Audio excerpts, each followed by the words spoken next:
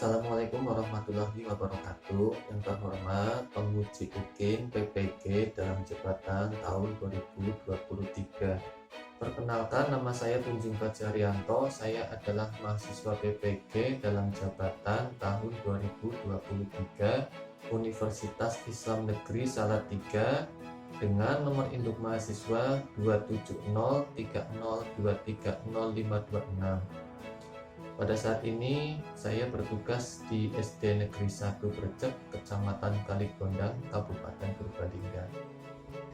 Hari ini Kamis, saya akan mengajar kelas 5 materi kisah teladan perjuangan Rasulullah dengan submateri Fathu Mekah. Mohon saran dan masukannya agar kedepannya bisa lebih baik lagi. Terima kasih. Wassalamualaikum warahmatullahi wabarakatuh. Assalamualaikum warahmatullahi wabarakatuh. Waalaikumsalam warahmatullahi wabarakatuh. Selamat pagi anak-anak. Baik. Bagaimana kabar hari ini? Baik. Alhamdulillah. Luar biasa. Allahu Akbar.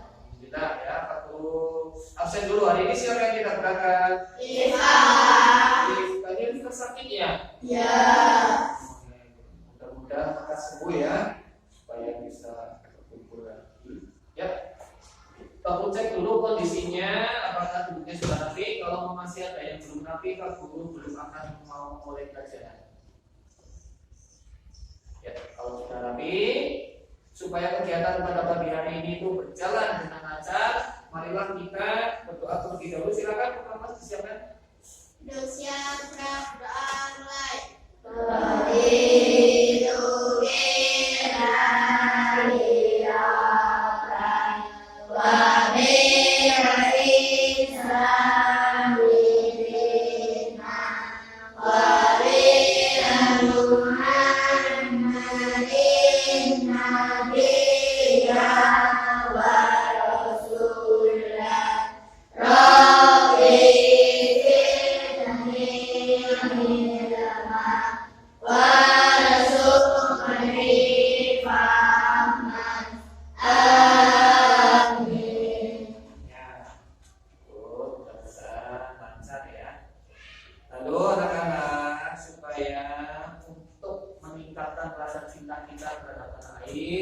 Marilah kita menyanyikan lagu Indonesia Raya. Silakan semuanya berdiri dulu.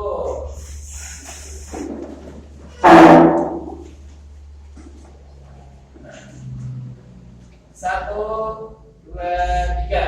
Indonesia tanah airku, tanah tumpah darahku. Di sanalah aku berdiri dari bangku ibuku. Indonesia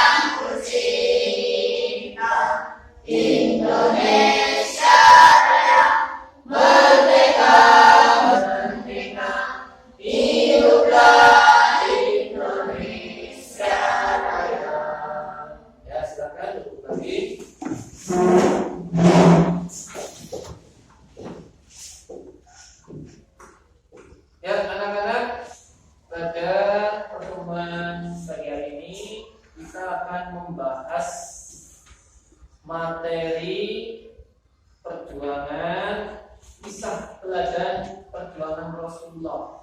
Submaterinya adalah peristiwa Fathu Mekah. Ya.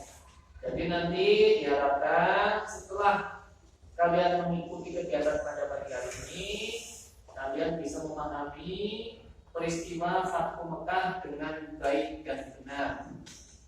Tapi sebelumnya kalau bertanya ini, materi kemarin kita membahas materi apa? Tadi masih ingat ya, keluaran kalian selalu mengingat materi yang sudah kita bahas bersama, ya, agar nanti ketika ujian kalian bisa mengerjakan dengan baik dan benar. Nah, aku mau tanya dulu lagi ini ya, kira-kira kalian tahu apa tidak sikap teladan yang bisa kita contoh dari Rasulullah?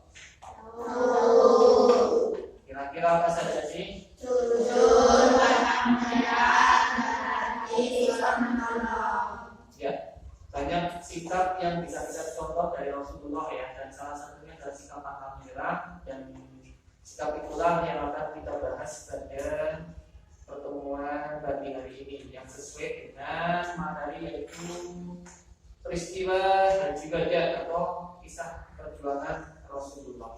Lebih bersemangat lagi, marilah kita menyanyikan lagu Di Sini Bertemu Lagi. Yo, 1, 2, 3. Di sini kita bertemu lagi.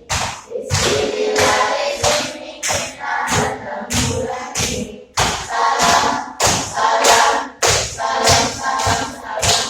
Yeay. Nah, tepuk tangan untuk kita semua. Ya.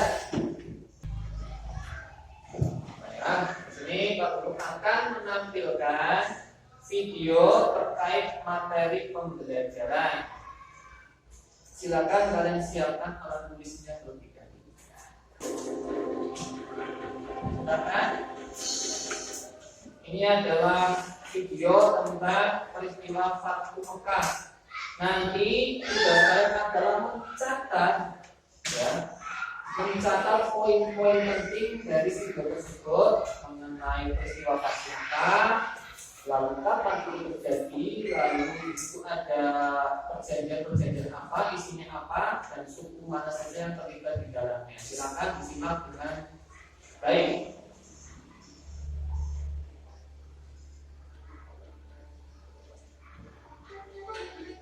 Awal bulan Zulqa'dah tahun ke-6 Hijriah, Nabi Muhammad bersama 1.400 sahabatnya bergerak menuju Mekah dalam rangka menjalankan ibadah umrah.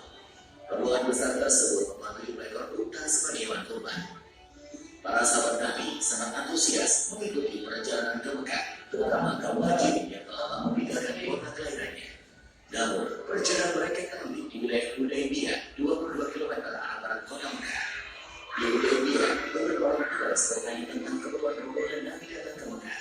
Utusan Nabi Muhammad menjelaskan bahwa kedatangan mereka bukan dalam rangka penyembuhan, tetapi untuk menjalankan ibadah umrah, menyembelih kurban, dan setelah itu kembali ke Madinah. Orang-orang Quraisy serta bersikeras menolak kedatangan Nabi Muhammad dan para sahabatnya. Melihat penolakan orang-orang Quraisy, Nabi Muhammad mengutus Utsman bin Affan menemui para pemimpin Mekah dan menjelaskan tujuan kedatangan mereka. Pada tahun berikutnya, kaum muslim baru diizinkan masuk Mekah selama 3 hari dan Nah, ini tadi adalah isi dari perjanjian Hudaybiyah. Silakan ditulis isinya apa saja ya, ada beberapa boleh bersenjatakan pedang tanpa diurus. Kelima, perjanjian antara kaum muslim dan Quraisy Mekah didasari ketulusan dan kesediaan untuk melaksanakannya tanpa penipuan dan penyelewengan. Kesepakatan yang dikenal sebagai perjanjian Hudaybiyah tersebut dibuat rangka 2, masing-masing untuk kaum muslim dan kaum Quraisy Mekah. Jadi ada 5 poin penting ya isi dari perjanjian Hudaybiyah tadi ya. Lanjutkan lagi, silakan disimak baik-baik. Isi perjanjian ini adalah perbedaan yang segitu membuat para sahabat keberatan. Namun, Nabi Muhammad berhasil meyakinkan para sahabatnya bahwa perjanjian tersebut sebenarnya sangat menguntungkan kaum muslimin. Setelah sekitar 20 hari berada di Hudaybiyah, Nabi Muhammad dan para sahabatnya kembali ke Madinah.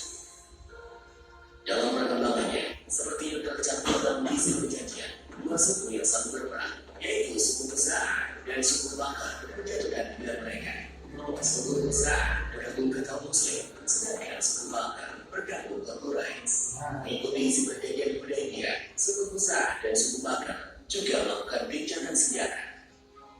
Meskipun sepintas perjanjian Hudaybiyah merugikan kaum muslim, namun secara diplomasi, Nabi Muhammad meraih kemenangan politik melalui perjanjian tersebut.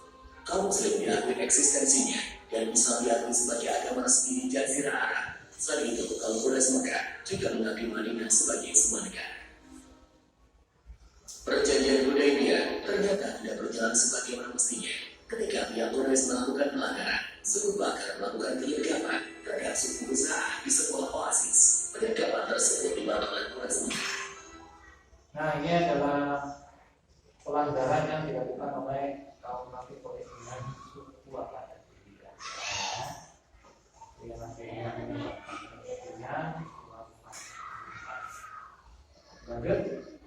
Pelanggaran perjanjian Hudaybiyah membuat Nabi Muhammad dan para sahabatnya mengambil keputusan penting menyerbu Mekah. Sedangkan di Mekah, para pemimpin Quraisy yang menyadari pihak telah melakukan pelanggaran mengirim Abu Sufyan ke Madinah untuk melakukan diplomasi. Di Madinah, Abu Sufyan menemui Nabi Muhammad dan memberikan penjelasan panjang lebar. Namun, Nabi Muhammad tidak menghiraukan Abu Sufyan. Selain bertemu Nabi, jadi siapa ini yang diutus untuk apa? Supaya dimaafkan? Abu Sufyan. Aman Abu Sufyan sempat menemui Abu Bakar, Umar bin Khattab, dan Ali bin Abi Thalib. Namun, tetap saja Abu Sufyan gagal menemukan jalan keluar. Di dalam putus asa, Abu Sufyan pun kembali ke Mekah. Setelah bertahun-tahun, jumlah pengikut Nabi Muhammad semakin besar. Kali ini, 10.000 pasukan Muslim dengan persenjataan lengkap telah bersiap menuju Mekah. Berapa umat muslimnya yang datang ke Mekah? 10.000 ya. Pada panjang 10.000 pasukan Muslim memulai perjalanan ke Mekah. Kali ini, pasukan Muslim akan melaksanakan misi yang sangat menentukan, yaitu Fathu Mekah atau pembebasan kota Mekah dari tangan kaum Quraisy. Para pemimpin Mekah sama sekali tidak menduga kekuatan pasukan Nabi Muhammad. Nabi Muhammad membagi tiga pasukan yang melewati jalan yang berbeda, sehingga musuh tidak bisa memperkirakan dengan tepat jumlah pasukan Muslim. Ketika pasukan Muslim memasuki Mekah, kaum Quraisy hanya bisa pasrah karena tidak mungkin melawan kekuatan sebesar itu. Abu Sufyan dan para pemimpin Mekah hanya menyerah kepada Nabi Muhammad. Setelah menguasai Mekah tanpa pertumpahan darah, Nabi Muhammad mengambil keputusan yang tidak terduga dan tidak sesuai dengan tradisi bangsa. Nabi Muhammad memerintahkan para pemimpin pasukannya mengucapkan Al-Yawm, Yawm Al-Marhamah, yang artinya adalah hari ini hari kasih sayang. Nah, dari apa? Al-Yawm, Yawmul Marhamah.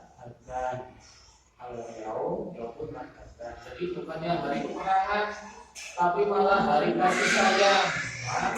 Kenapa hari kasih sayang? Karena orang kafir Quraisy yang ada di Mekah itu tidak disakiti, apalagi dibunuh. Ya. Jadi Nabi Muhammad justru disuruh untuk saling menyayangi, dan umat Islam dilarang untuk menyakiti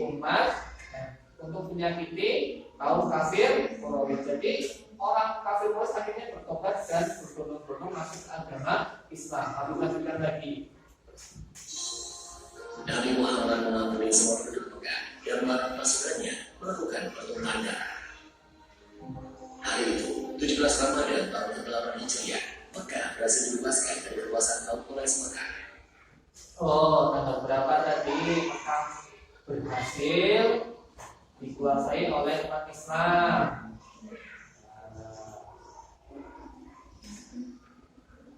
Saat itu juga berhala-berhala yang berada di sekitar Ka'bah dihancurkan. Mana dihancurkan itu? Pembebasan kota Mekah menjadi tonggak sejarah tidak hanya di Jazirah Arab, tetapi juga di seluruh dunia. Nabi Muhammad tampil sebagai pemimpin yang memberikan contoh bagaimana sebab menaklukkan pusat kekuasaan musuh tanpa pertumpahan darah sekaligus tanpa pembalasan dendam. Dalam tradisi Arab, dia yang kalah akan menunggu giliran untuk dieksekusi. Namun, Nabi Muhammad menghapus tradisi tersebut. Dia yang kalah telah diampuni. Jadi kalau menurut tradisi orang Arab dahulu, kalau perang, orang yang kalah perang itu akan dihukum mati oleh yang menang. Ya, yang kalah perang akan dihukum mati oleh yang menang. Tetapi Rasulullah merubah kebiasaan itu, jadi yang kalah dimaafkan oleh yang menang dan diajak untuk hidup bersama, sama berdampingan. Artinya tidak dieksekusi mati, tapi juga dimaafkan. Ya, itulah yang disebut dengan tadi hari kasih sayang itu. Pak bulankan. Setelah Ka'bah dibersihkan dari berbagai jenis berhala, Bilal pun diperintahkan Nabi untuk memandangkan azan. Jadi untuk pertama kalinya azan berkumandang di Mekah. Siapa yang pertama kali azan? Bilal.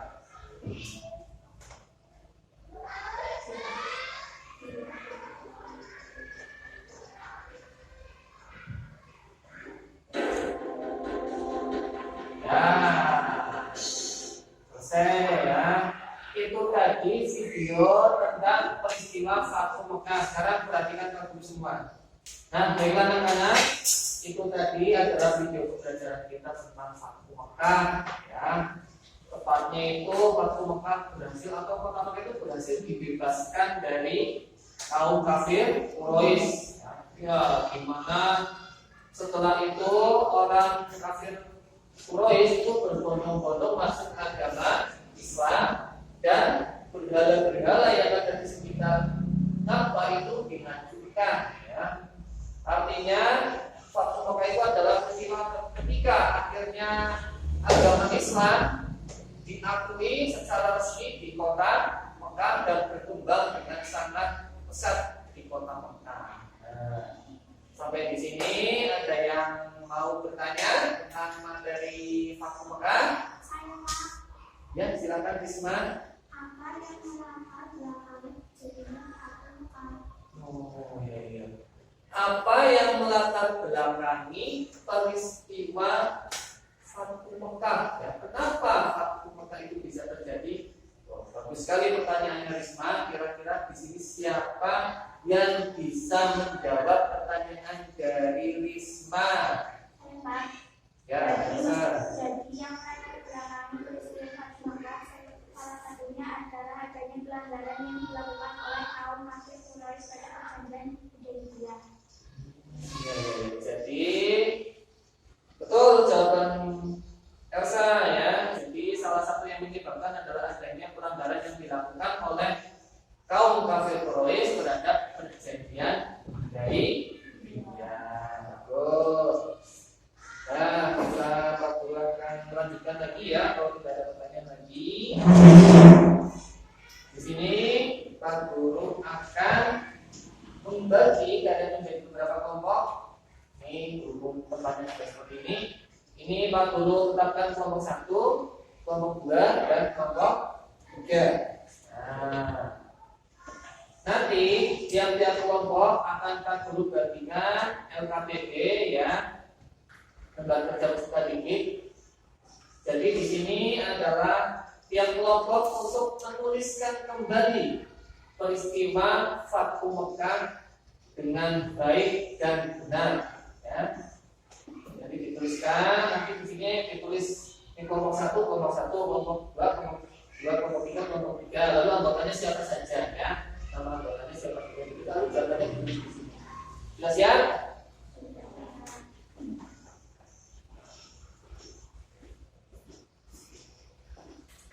Yang menulis siapa ya? Nah, untuk tugas kelompok ini Pak Guru memberikan waktu 20 menit. Silakan dikerjakan dengan teliti.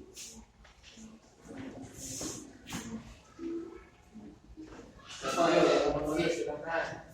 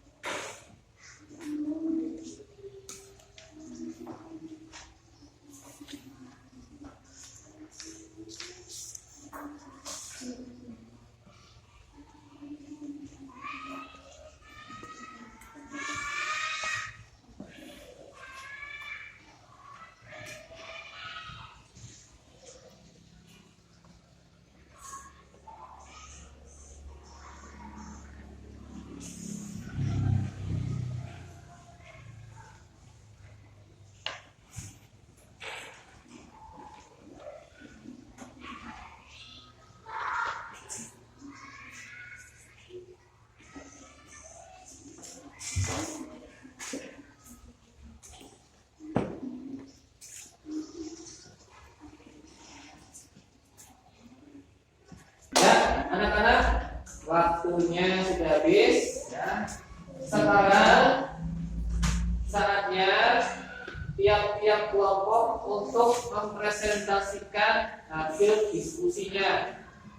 Pak Guru mulai. Nanti dari kelompok 1, kelompok 2, dan kelompok 3. Sudah menentukan ya kira-kira siapa yang akan membacakan ya, atau mewakili dari kelompok untuk mempresentasikan hasil diskusinya. Kelompok 1 nanti siapa yang akan membacakan? Risma. Kelompok 2? Fadil. Kelompok 3? Esa. Nah.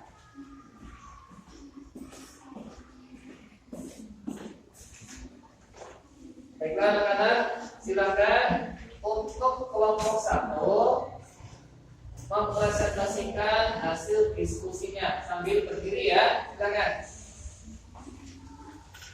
Awal bulan Sucica, pada tahun ke-6 Hijriah, suku Kusama dan adalah suku yang membela Islam.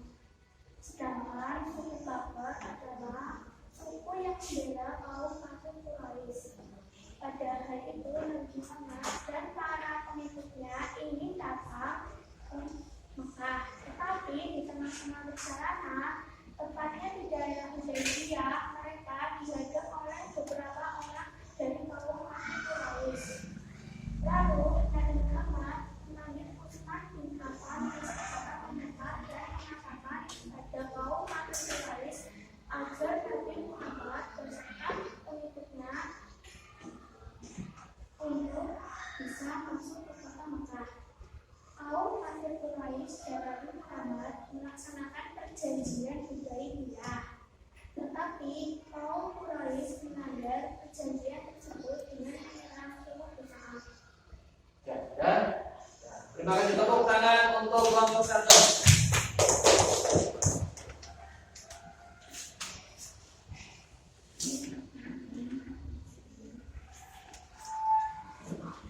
Berikutnya kelompok 2, silakan Mas Fadil.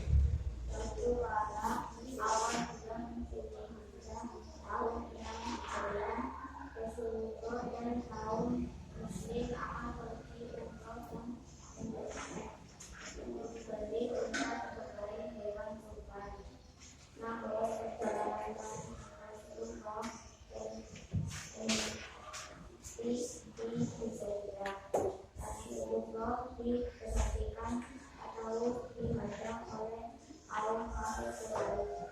Rasulullah pun menjelaskan tujuan kenapa yaitu untuk melaksanakan ibadah umrah. Namun kaum kafir Quraisy menolak dan beliau berdagang mereka.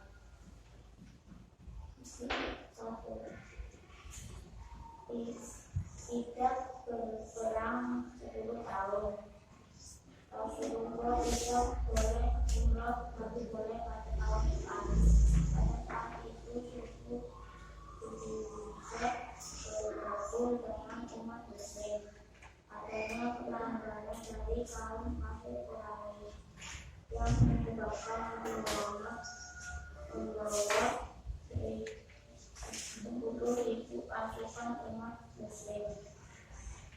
Ya. Terima kasih, tepuk tangan untuk kelompok 2.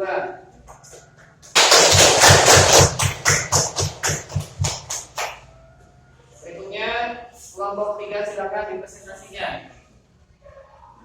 Pada tahun 6 Hijriah saat Nabi Muhammad akan melakukan ibadah haji, mereka ini tidak bolehkan masuk ke dalam kota Mekah. Nabi Muhammad mengutus Utsman bin Affan untuk datang ke Mekah dan bermusyawarah. Mereka membuat perjanjian yang dinamakan perjanjian Hudaybiyah yang isinya sebagai berikut. Tidak ada peperangan antara umat Muslim dan suku Quraisy selama 10 tahun. Tidak boleh umrah tahun ini tapi pada tahun depan. Ada 2 suku, yaitu suku Khuza'ah dan suku Bakar. Suku Khuza'ah membela umat Islam, sedangkan suku Bakar membela suku Quraisy. Pertama melakukan pelanggaran perjanjian Hudaybiyah. Kaum Quraisy mengutus Abu Sufyan untuk menemui Nabi Muhammad dan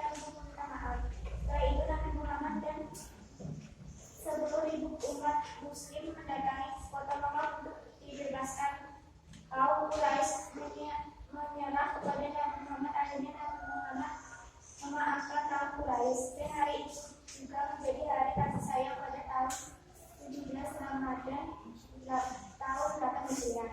Umat Muslim dan suku Quraisy bersatu dan semua suku Quraisy pindah ke agama Islam. Pertama kali azan dikumandangkan di Mekah. Yang memandangkan azan pertama kali adalah Bilal. Ya, tepuk tangan untuk kelompok 3.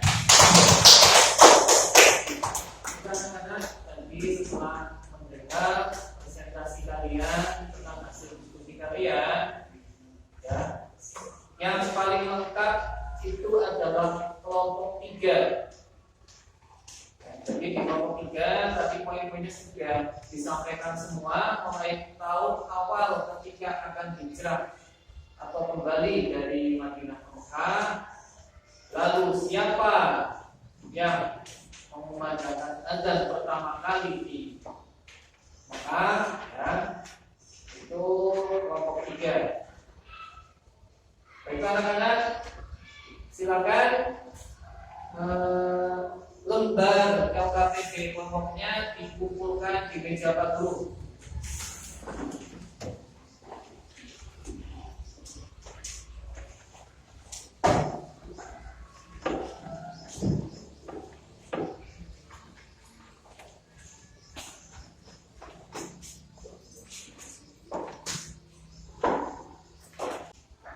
Baiklah anak-anak, sekarang saatnya Pak Guru akan memberikan LKPD individu, ya, kita sebut dulu. Ini nanti dikerjakan berisi 5 soal, ya, dari 5 soal yang harus kalian isi. Dan ini tugas individu. Jadi dalam mengerjakan dilarang untuk berdiskusi atau mencontek di buku. Jadi dikerjakan sendiri, ya.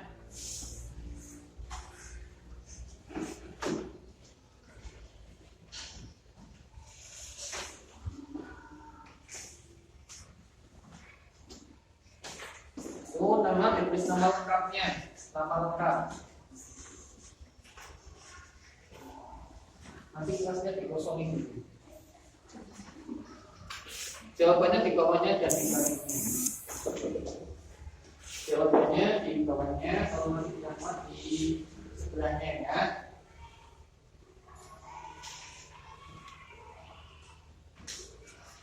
Waktunya adalah 30 menit. Silakan dikerjakan dengan teliti.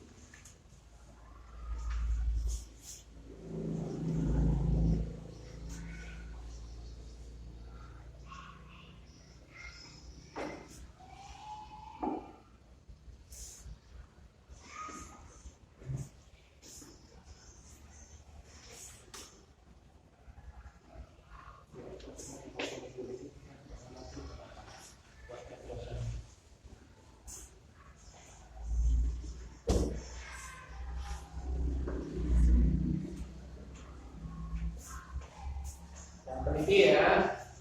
Makanya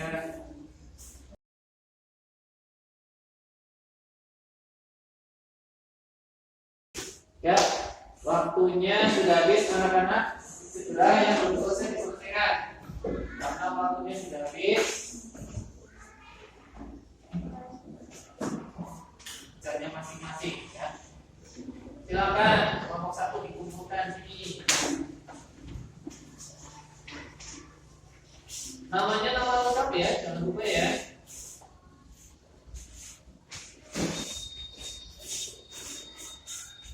Kelompok 2 sudah selesai apa belum? Ayo, sudah selesai belum? Kelompok 3.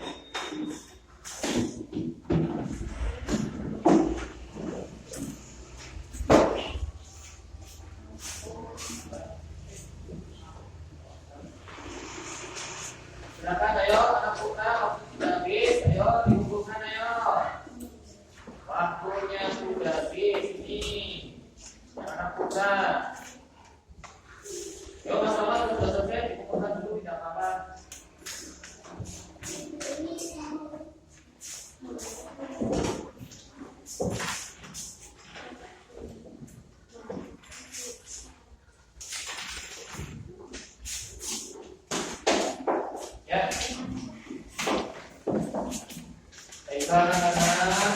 Oh, ini oke. Nah.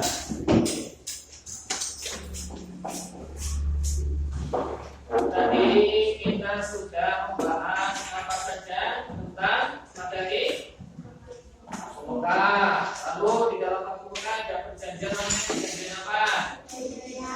Hudaybiyah. Oh, lalu siapa yang melanggar perjanjian Hudaybiyah? Kaum kafir Quraisy dengan suku siapa? Suku Bakar. Tuh, bagus ya. Jadi berhubungan dengan habis ya. Tadi kita sudah membahas tentang peristiwa Fathu Mekah, teladan sikap dari Rasulullah ya. Salah satunya adalah pantangan orang, beliau dalam berdakwah, dalam menyebarkan agama Islam itu selalu dengan semangat dan pantang menyerah. Selain itu, sikap yang perlu kita contoh dari Rasulullah adalah sikap kasih sayang. Bagaimana dalam peristiwa Fathu Mekah Rasulullah tidak menyakiti atau tidak membungkuk suku Quraisy. Di sini adalah suku yang telah kalah, ya, tetapi justru Rasulullah melindungi mereka dan mengajak untuk saling hidup berdamping. Nah, sehingga banyak ketika Fathu Mekah itu banyak orang-orang kafir Quraisy yang berbondong-bondong masuk ke agama Islam. Ini kita tadi sudah membahas tentang Fathu Mekah ya. Kesimpulannya bahwa peristiwa Fathu Mekah itu adalah peristiwa di mana Rasulullah beserta pengikutnya itu telah berhasil menduduki atau membebaskan kota Mekah dari kaum kafir Quraisy. Tepatnya tanggal berapa? Ayo tadi 17 bulan apa? Ramadan tahun berapa? Betul, 17 Ramadan tahun 8 Hijriah. Pertama kali ya agama Islam itu menjadi agama yang diakui di Mekah secara resmi dan berkembang secara pesat ya. Oh, jadi adalah peristiwa Fathu Mekah. Nah, teman-teman, untuk pertemuan berikutnya kita akan membahas materi kedua dari perjuangan Rasulullah, yaitu haji wada. Ya, materi haji wada. Jadi tolong dipersiapkan di rumah, belajar yang sungguh-sungguh, ya, belajar yang sungguh-sungguh sehingga minggu depan sudah lebih siap untuk mengikuti kegiatan pembelajaran. Jadi terima kasih. Kita akhiri pertemuan hari ini dengan bacaan hamdalah. Assalamualaikum warahmatullahi wabarakatuh. Waalaikumsalam.